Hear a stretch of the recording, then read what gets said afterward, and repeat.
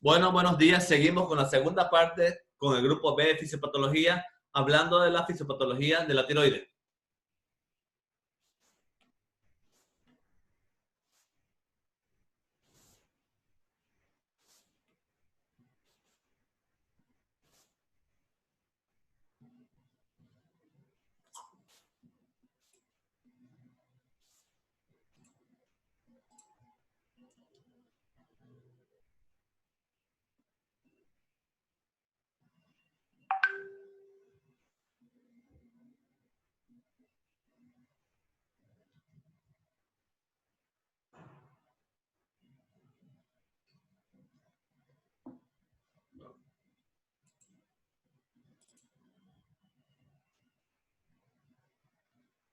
Ya.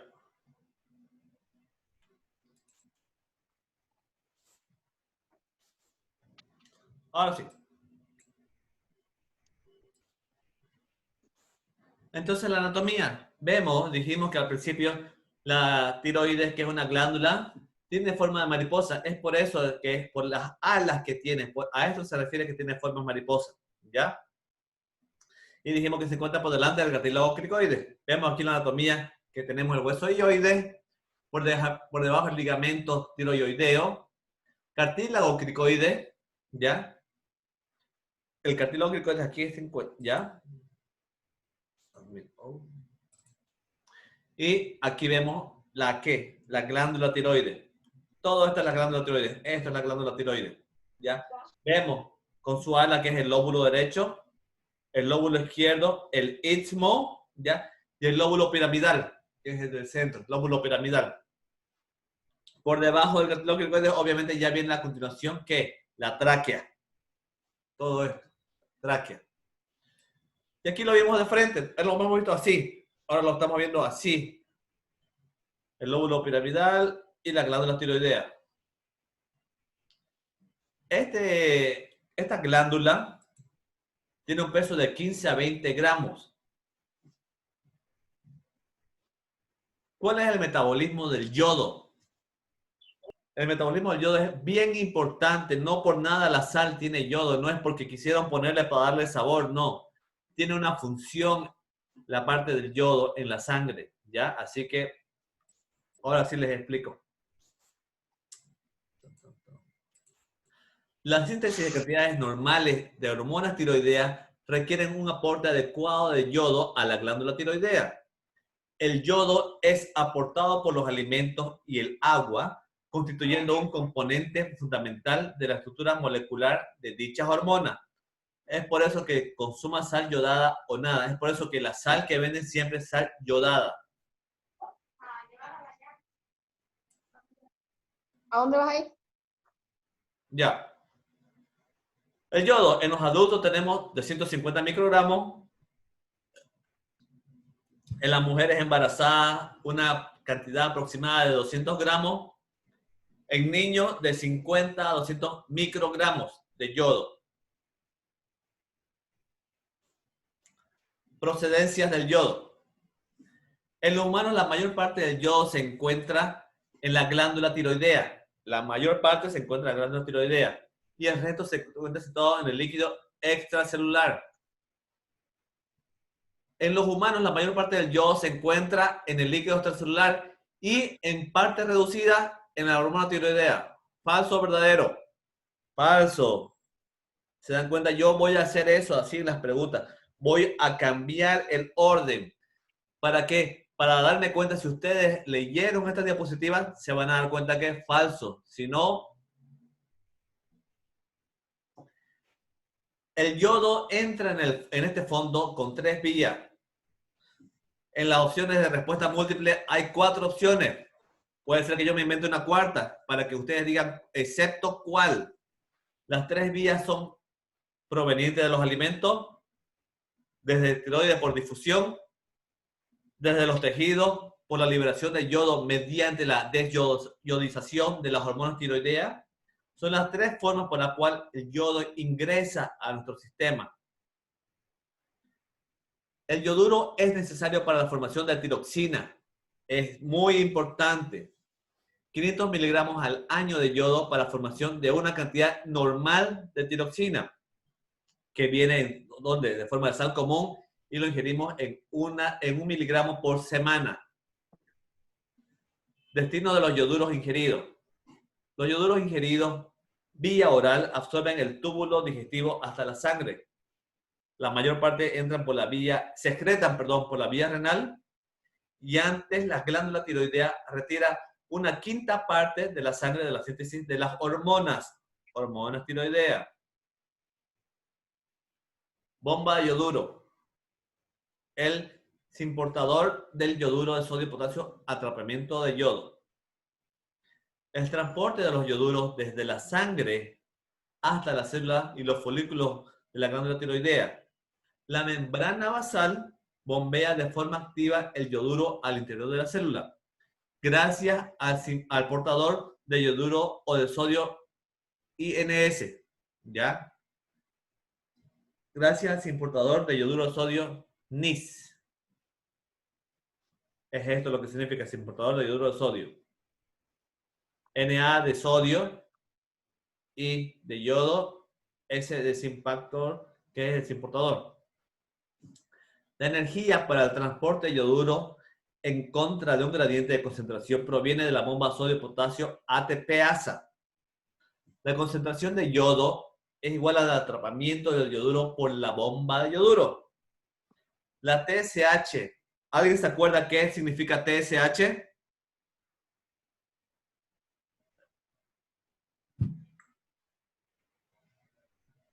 ¿Se dan cuenta?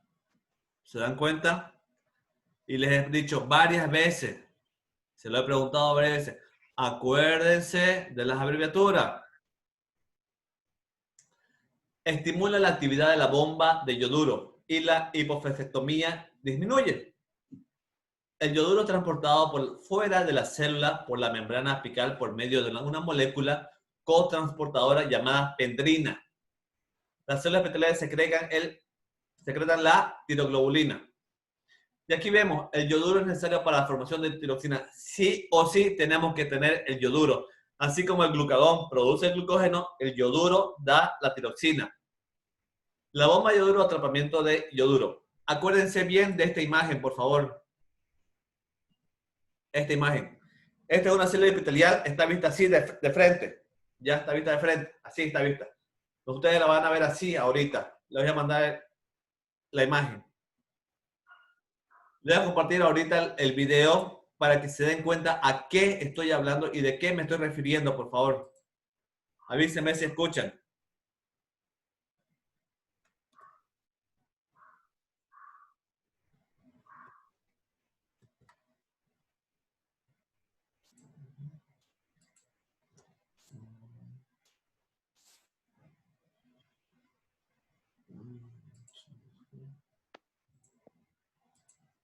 Ya, avísenme si escuchan, por favor. Hola a todos, ¿qué tal? Esperando que se encuentren muy bien. Vamos a ver en este video anatomía de la glándula tiroides. Esta es una pequeña glándula que se localiza en la parte anterior del cuello y produce las famosas hormonas tiroides. Estas hormonas se encargan de regular el metabolismo de todo el cuerpo. En esta primera entrega vamos a ver todo lo que es anatomía, fisiología, histología, todo lo normal de la glándula. Y quiero invitarles a que vean, este es el primero de una serie de 5 videos referentes a todo lo que es glándula tiroides. En los otros 4 videos me voy a enfocar en el hipotiroidismo, hipertiroidismo, tiroiditis y también en nódulos y cáncer de tiroides. En esta primera entrega debemos ver los conceptos básicos para entender la fisiología. Ver este video es indispensable para poder entender los otros 4. Así que comencemos. En cuanto a anatomía de la glándula tiroides, tenemos que esta pesa 15 a 20 gramos, tiene como dimensiones 4 a 6 centímetros de ancho, 2 de alto, 2 de espesor, y que está conformada por 2 lóbulos, un lóbulo izquierdo y un lóbulo derecho, ambos están unidos por un istmo, y en algunas personas, esto es una variante anatómica, puede haber un tercer lóbulo que es el lóbulo piramidal. Este que está aquí, solamente solo es una variante anatómica, no tiene ninguna importancia, y que cada lóbulo se extiende hacia la parte de atrás, abrazando literalmente a la vía aérea superior y también parte de la vía digestiva. Esta relación anatómica es muy importante porque si la glándula tiroides crece, puede llegar a comprimir la vía aérea y producir disnea. Disnea es lo mismo que dificultad para respirar y también puede comprimir la vía digestiva, generando dificultad para tragar y eso se llama disfagia. Otra relación anatómica muy importante que tenemos que tener en cuenta es que en la parte posterior de los lóbulos existen 4 glándulas chiquitas con forma de frijol, que son las glándulas paratiroides. Estas glándulas participan en otra función. Estas participan en el metabolismo del calcio. Entonces lo que hacen es producir una hormona que se llama PTH, que retira calcio del hueso y lo pone en la sangre. Es decir, cuando la sangre tiene el calcio bajo, hipocalcemia, estas corrigen esa situación. ¿Esto por qué lo menciono? Porque si es que existe alguna enfermedad en la que nosotros tenemos que extirpar la glándula tiroides, también extirpamos las paratiroides. Entonces el paciente tendría hipocalcemia, así que tendría que recibir calcio por el resto de su vida. Esto es una relación anatómica muy, muy importante. Ahora, en cuanto a irrigación y drenaje venoso, tenemos que la glándula se alimenta gracias a la arteria tiroidea superior, que es rama de la carótida externa, y a la tiroidea inferior, que es rama del tronco tirocervical, que a su vez se desprende de la arteria subclavia. Hay una variante anatómica en el 10% de personas donde existe una tiroidea media, que esta se desprende del tronco brachiocefálico. En cuanto a drenaje venoso, tenemos la vena tiroidea superior, media, ambas vienen de la yugular interna, y una vena tiroidea inferior que viene de la vena brachiocefálica. Esta es irrigación y drenaje venoso. En cuanto a lo que es inervación, la glándula como tal sí tiene una inervación del tipo autónoma, pero no importa tanto porque la glándula tiene más un control del tipo endocrino, que ya vamos a explicar más adelante en este video. Algo que sí quiero destacar, ya que me metí a hablar de esto, es que hay un surco que está entre la tráquea y la tiroides, por donde pasa un nervio importantísimo, que es el laringio recurrente. Este laringio recurrente es importante porque inerva las cuerdas vocales y permite que hablemos. ¿Esto por qué lo menciono? Porque si en una cirugía de tiroides tú le dañas al nervio laringio recurrente, el paciente tendría disfonía. Es decir, ya no podría hablar. Eso es muy, muy importante tenerlo en cuenta también. Y bueno, ahora que hacemos la anatomía, podemos pasar a ver la fisiología. Entonces, este es un corte a nivel microscópico de la glándula. Quiero que veas que así es toda la glándula. Está formada por estas lagunas que podemos ver aquí, que son los folículos tiroides. Son la unidad funcional de la glándula. Aquí tenemos un folículo tiroideo grande y que está integrado por un coloide que está en la parte central y en la periferia están los tirocitos, ¿sí? Los tirocitos. Vamos a ver un esquema. Esto es un dibujo. Los tirocitos, el coloide, y cómo funciona a breves rasgos. Gracias a la irrigación que recibe la glándula, estas son las arterias, gracias a las arterias llega el elemento fundamental que necesita para formar las hormonas y que es el yodo. El yodo llega gracias a las arterias, atraviesa el tirocito, dentro del coloide se forma la hormona sale igual a la circulación general, y así funciona de manera general. Sí, ya lo voy a especificar más adelante. También quiero aprovechar que tengo aquí la gráfica para hacer mención de unas células que son las células C, estas que están aquí, que también forman parte de la estructura, que no tienen nada que ver con la síntesis de hormonas tiroides. Estas en cambio producen calcitonina, sí, células C producen calcitonina, que esta hormona hace lo contrario que la PTH. Esta aumenta el calcio en sangre, pero esta función es más importante en animales, en los humanos no es tan significativa. ¿Pero por qué hago mención de esta? Porque cuando veamos cáncer de tiroides, vamos a ver que hay una variedad que se llama el carcinoma medular, que es muy agresivo y que se forma a partir de estas células. Ahora, sin más que decir de histología, pasemos a hablar de la síntesis de hormonas tiroides. Esto es lo que se... Véanse. El protagonista de todo esto es el yodo. Entonces, esto es lo que estábamos hablando hace ratito. Hablamos del yodo, hablamos del INS, acuérdense del Natrium Lloyd Symplecticol, hablamos de la pendrina, de la tiropoxidasa, hablamos de todo esto, de la TT34. Es por eso que le estoy pasando este video. Es muy importante para todas las diapositivas que estamos viendo y las estamos pasando en un solo video, todo lo que vamos a pasar el día de hoy. Entonces el yodo ingresa al tirocito, célula folicular, gracias a una proteína que se llama el NIS, el Natrium Iodine Synporter. Esto quiere decir que esta proteína ingresa tanto sodio como yodo a la célula. Luego va a salir de la célula hacia el coloide gracias a la pendrina. Esta pendrina también es importante porque tenemos pendrina en el oído. Entonces hay una enfermedad que se llama el síndrome de Pendre, donde falta la pendrina, y tenemos tanto hipotiroidismo como sordera. Esto como una acotación clínica. Ahora, la enzima maestra que hace todo el proceso de síntesis de hormonas es la TPO, la tiroperoxidasa, prohibido olvidar. Esta sintetiza las hormonas tiroides en 3 pasos. El primer paso es la oxidación del yodo, por eso pongo aquí que se oxida por la TPO, es el primer paso. Segundo paso es la organificación del yodo, es decir, une el yodo a los residuos tirosilo de la tiroglobulina, una gran proteína que está en el coloide, para formar dos elementos, la monoyodotironina y la diyodotironina, ¿sí? Es decir, moléculas que tienen un yodo y dos yodos. Y finalmente, tras una segunda reacción, y este es el tercer paso de la tiroperoxidasa, se le llama el acoplamiento. Aquí acopla un monoyodotironina a una diyodotironina o dos diyodotironinas para formar dos tipos de hormona. La T3, la triyodotironina, o la T4, la tiroxina o tetrayodotironina, pero bueno, es más sencillo la tiroxina.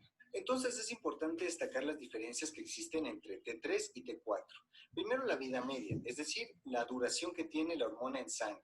La T3 tiene una vida media de 18 horas, es corta. La T4 puede estar hasta 7 días. La T3 se sintetiza de la hormona tiroidea solamente en un 20%, la T4 es 80%, es decir, la glándula tiroidea produce más T4, pero la T3 tiene una potencia 3 veces mayor que la T4. ¿Qué podemos deducir de estos datos? Que la T3 es la forma activa de la hormona, es decir, la T4 también funciona, pero la que usa el resto del cuerpo es la T3, porque tiene una potencia, es decir, una afinidad por el receptor mucho mayor. Pero dura menos y está en menor cantidad.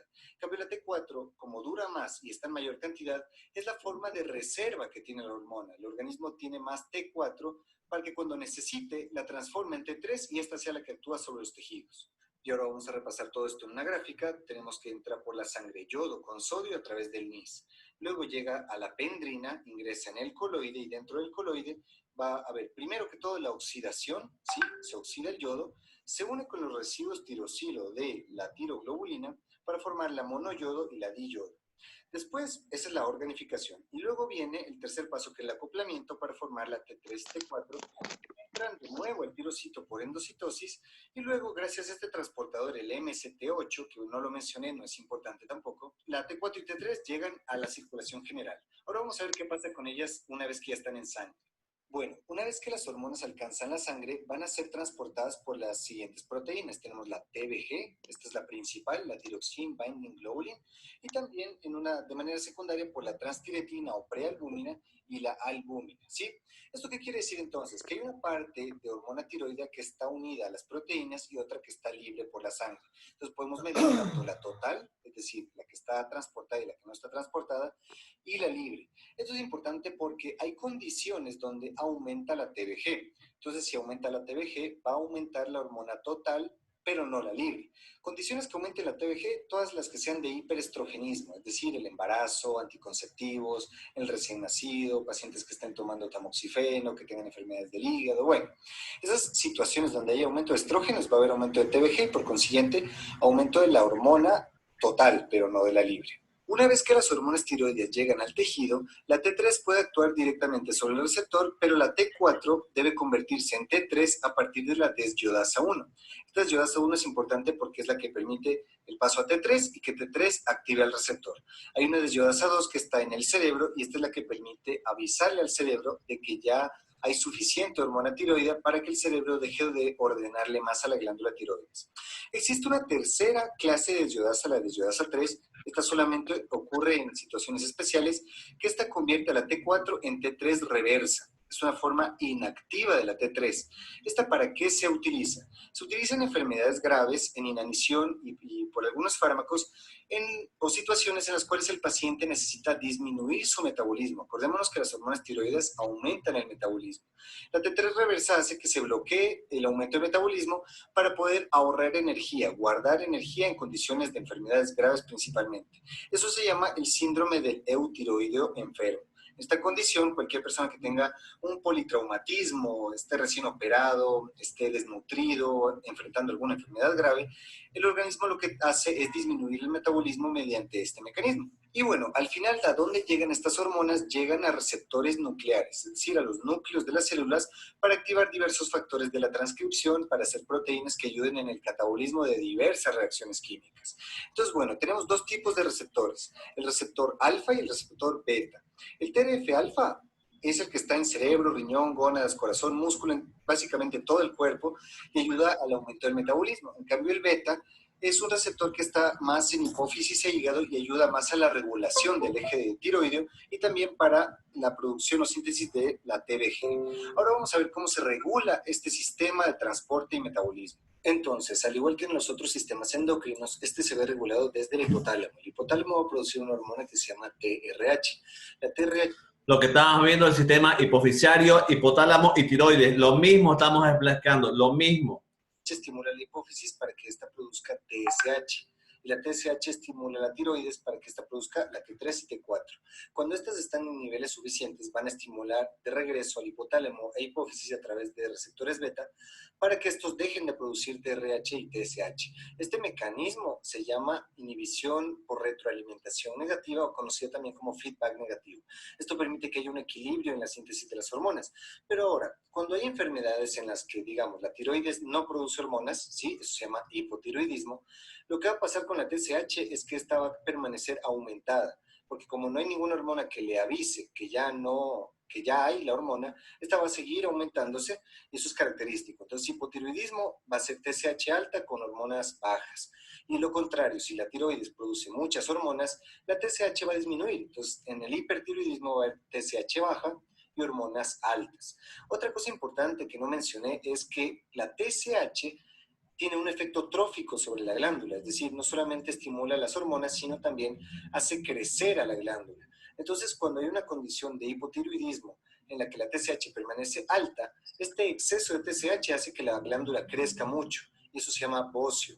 El bocio es cuando crece la glándula tiroides y que puede verse a través del cuello. Ya les voy a mostrar unas fotos. Y en cuanto a funciones, tenemos que, como les había dicho antes, si podemos resumir en una sola frase, ¿qué hacen las hormonas tiroides? Es aumentar el metabolismo, pero tienen una constelación de funciones que les voy a indicar ahora, las más importantes, que son la calorigénesis, como aumenta el metabolismo, también aumenta la liberación de energía por destrucción de enlaces químicos.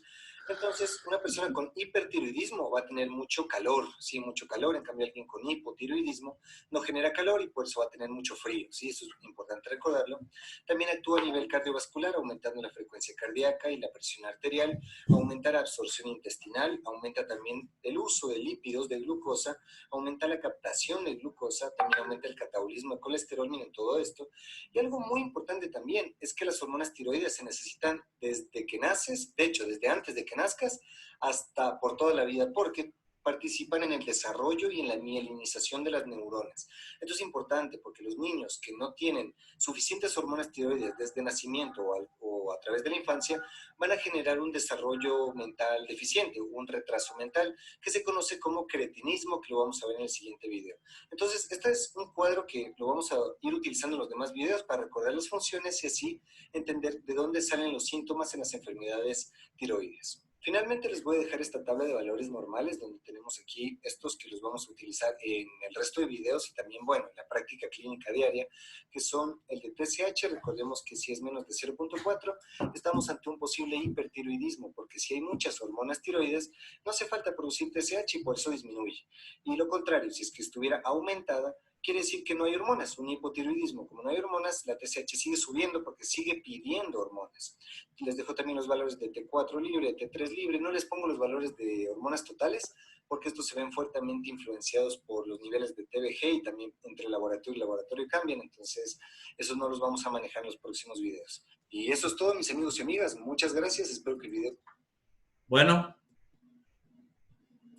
entonces ese era el video que les quería compartir el día de hoy. Voy a cortar y les envío nuevos enlaces para empezar para seguir con la clase.